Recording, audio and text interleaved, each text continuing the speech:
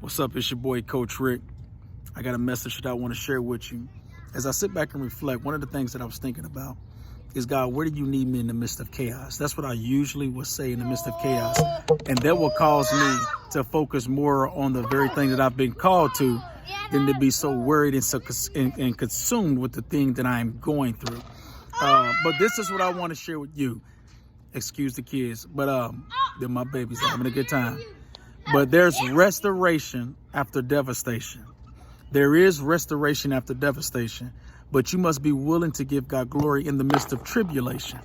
But this is what I also want you to realize, that you are in charge of your own resurrection. So in order for you to be in charge of your own resurrection, you must believe in the person that's doing the resurrecting. You understand what I'm saying? You have the ability to achieve whatever the mind receives. You already have the necessary tools.